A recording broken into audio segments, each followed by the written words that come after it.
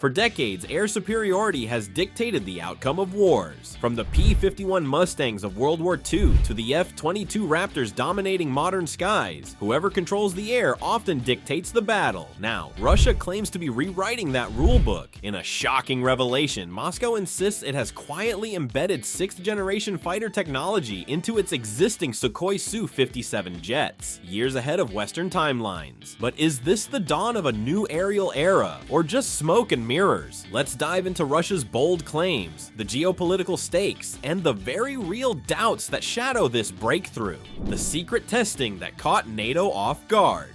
Beginning in 2023, Russia allegedly launched over 700 clandestine test flights using modified Su-57 prototypes. Unlike routine trials, these missions incorporated advanced systems designed to leapfrog conventional development cycles. At the heart of this effort lies a suite of new radar and electronic warfare tools. The radar isn't just a detection system, it doubles as a reconnaissance device, capable of mapping enemy activity while guiding Russian forces. Meanwhile, its electronic warfare EW platform can jam adversary communications while gathering data, effectively turning the aircraft into a flying spy station. Western intelligence agencies were stunned. Instead of waiting to design an all-new fighter from scratch, Russia chose to bolt next-generation components onto an existing 5th-generation jet. This pragmatic approach allowed engineers to collect real-world performance data years before their American and European rivals would leave the drawing board. A leap toward the 6th generation. 6th-generation fighters, whether developed by Russia, the United States, or China, share a common vision built around a handful of defining features. These cutting-edge aircraft are expected to operate in dual modes, functioning with a human pilot on board, or flying completely unmanned depending on the mission. They also incorporate artificial intelligence, capable of making split-second decisions in combat, reducing reliance on human reflexes and dramatically increasing battlefield efficiency. Hypersonic speed, pushing beyond Mach 5, is another hallmark, allowing such jets to strike targets across the globe in mere hours. Perhaps most crucially, they are designed with advanced stealth that goes far beyond radar evasion, masking them from infrared detection, visual tracking, and even the latest surveillance systems, essentially making them ghosts in the sky. Network-centric warfare where planes act as nodes in vast digital webs. Moscow insists its testbed Su-57s already host some of these technologies. Perhaps the boldest claim is AI autonomy. Russian prototypes reportedly ran scenarios where onboard systems detected, tracked, and even initiated mock attacks on targets without a pilot's input. That's not just unsettling, it's a paradigm shift. Imagine a dogfight where reaction time is measured not in human reflexes, but in machine learning milliseconds.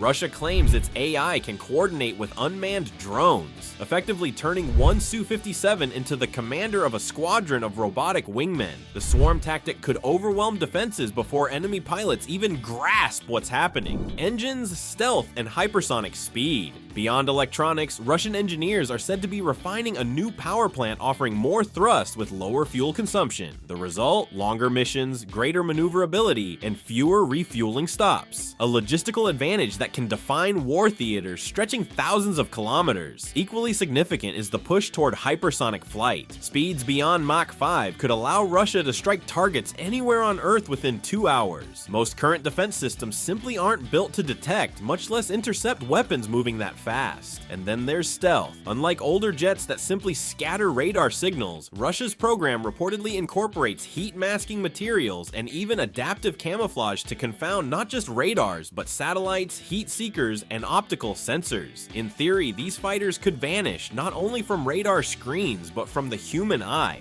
The geopolitical shockwaves. If Russia truly holds even partial 6th-generation capability, the global balance of power shifts dramatically. For decades, the United States has relied on its technological edge, first with stealth in the F-117, then with dominance in the F-22 and F-35 fleets. But America's own next-generation air dominance program isn't expected to deliver operational fighters until the mid-2030s. Europe's competing future combat air system won't arrive until 2040 at the earliest, delayed by political squabbles between Germany Germany, France, and Spain. In contrast, Russia claims it could field a 6th-generation operational jet by 2030, stealing a 5-year advantage over Washington. If true, this would mark the first time since World War II that Western nations lag behind in fighter technology. China enters the fray. No great power race would be complete without China. Beijing is already developing its own 6th-generation program, rumored to emphasize carrier-based long-range operations tailored to the Pacific. While Chinese designs may not directly mirror Russia's, they could complement them, giving Moscow and Beijing a strategic edge across Eurasia and the Pacific. Thus, a three-way competition is unfolding: Russia, the US, and China, each with different priorities but converging toward the same goal: control of the skies in the 2030s. Production woes. Despite Russia's bold claims, the Su-57 program reveals deep structural problems that cast doubt on its supposed breakthroughs. Since its first flight in 2010, progress has been painfully slow. After 14 years, fewer than 40 aircraft have been produced, a stark contrast to the United States fleet of more than 900 F-35s and China's hundreds of J-20 fighters. The reasons are clear. Sanctions and supply chain disruptions have crippled Russia's aerospace industry, while persistent engine troubles forced the Su-57 to rely on older Su-35 power plants instead of the much-hyped Izdelia-30 engines.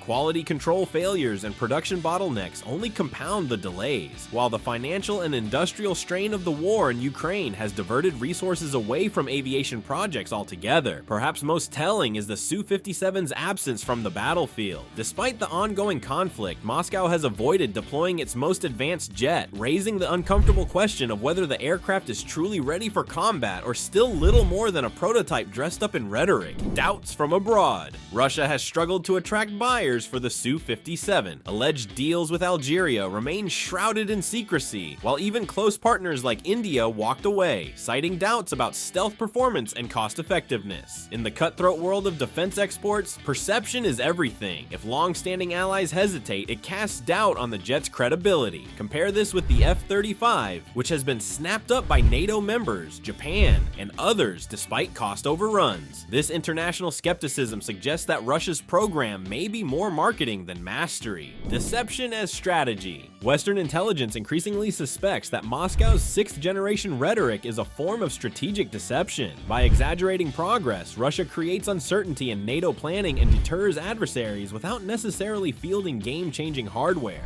Psychological warfare matters. If rivals believe Russia has a 2030-ready 6th-generation jet, they may alter defense strategies, shift funding priorities, or hesitate in escalation scenarios. Even a bluff can change geopolitics. History offers precedent. During the Cold War, both the US and USSR frequently overstated capabilities to project strength. Russia may simply be reviving an old playbook. What's real and what's hype? Sorting fact from exaggeration requires a careful look at Russia's 6th-generation fighter claims. There is no doubt that Moscow has achieved genuine progress in areas like electronic warfare, radar improvements, and AI integration. These aren't theoretical concepts, but technologies that have already been flight tested. However, the idea that Russia will field a fully operational 6th-generation jet by 2030 is almost certainly an exaggerated timeline, considering the country's sluggish production rates and ongoing industrial challenges. Much of the rhetoric appears to be strategic bluffing, designed to project strength and deter adversaries rather than reflect operational readiness. The truth, therefore, likely lies in the middle ground. Russia may successfully integrate advanced 6th-generation systems into upgraded Su-57s, achieving partial capability, but it is unlikely to mass-produce true 6th-generation fighters in the near term.